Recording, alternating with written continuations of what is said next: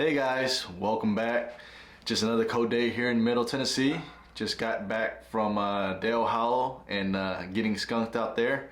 If you're not familiar with that lake, it's a highland reservoir, so it's got some really steep banks, really clear water, and we're on the hunt for some smallmouth. I try to throw the blade bait around a little bit, a Ned rig around, but we spent the majority of the day kind of scanning around. But today's video is not really about our Dale Hollow trip because we didn't catch anything, and it's hard to produce good content if you don't have any fish catches to show.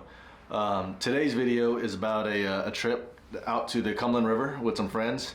I really wanted to share this video with you in its raw form and not do any voiceover or play any music on top of it, but we had some music playing in the background in the boat and just having a good old time, and YouTube's gonna get on to me with some copyright stuff, and so I can't play the full original clip, so you're gonna have to hear me talk about this trip some. And so we haven't fished three from a boat in a while, but just wanted to keep things simple this weekend and decided to go out with a buddy and fish from his new Ranger. He picked it up not too long ago, and man, this boat fishes great. If you ever spent some time on the Cumberland River, then you know what that river fishes like, and if you've seen some of my other videos, you see how we typically catch them. And so nothing special in this outing, just a couple of guys having fun on a weekend afternoon. Now the majority of the fish that I caught were on a Ned rig head that I made. I decided to use the extra wide gap ones so that it doesn't get hung up as much, and I think I actually got one here. Yeah, this is one of the jig heads that I made, and this is an old crawl that was on there by Berkeley. And as you can see, the picture on this one got torn out. I think this one's an 1/8 ounce, but on this particular day I was using a 3/16 ounce because the current was rolling pretty good. And so with that light jig head, you know, if I threw it up towards the current, it would never get down to the fish. And so on this particular outing, the majority of fish that I caught were on 3/16 ounce. And while I'm thinking about it, let me go ahead and grab the pole that I was using. All right, I'm back. So the pole that I was using is this Lew's speed stick. I want to say it's a 6'9". It's on the lighter side, and this is more my finesse setup. As you can see, I have a drop shot tied on with a Berkeley flatworm. This is one of the rods and setups that I use in today's Dale Hollow trip. The reel is also made by Lew's. This one is the Hyper Mag. This full setup is super lightweight, and I really enjoy fishing it when I'm out on the river, just kind of finesse fishing. I like the 6'9" length as it gives me a really nice accuracy and able to control the the pole better around with two other guys in the boat.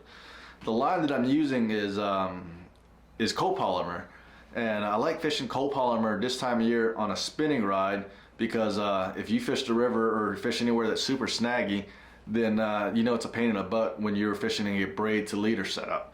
And so you know, on my braid to leader setup, I normally use a double uni knot, and every once in a while I'll tie an FG knot. If I'm bored here at the house, I'll tie that up, and then when I break that off, I'll tie a double uni knot on the lake. But I just don't want to deal with that stuff, especially in the wintertime when it's cold and your fingers don't work right. And so I decided to try a 10-pound copolymer, and it's worked well. Easy casting. And another good thing about the copolymer is, you know, when I get stuck, it's easy to, you know, do the slingshot effect and get it unhung. So I feel like I can get it unstuck most of the time. So I feel like that's another advantage of copolymer. Whereas braid, you know, it doesn't have any stretch, and so when you're stuck, and you know, if you can't slingshot it off, you end up breaking it off. And so main reason I went to copolymer again is easy casting.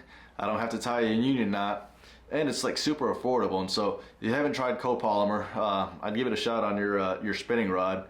You know, with braid, and this time of year in Middle Tennessee, you know, it's windy most times when you're out there fishing, and you know, I'm using an 8-pound braid for my braid to leader setup, and when it's windy, I feel like I get wind knots, and the braid gets wrapped up around the pole every once in a while, and so that's annoying. I feel like with the copolymer that doesn't happen as much.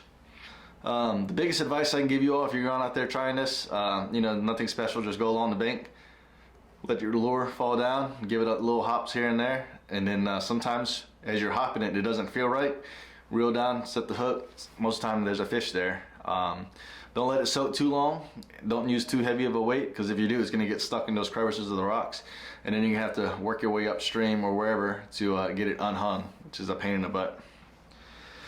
But I'm gonna try to let the rest of this video play. Maybe you can see how much we're having fun by the smiles on our face.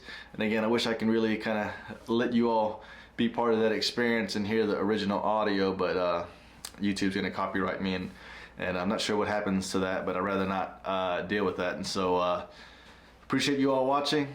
Hope you all have a good day. I'll talk to y'all soon. Bye.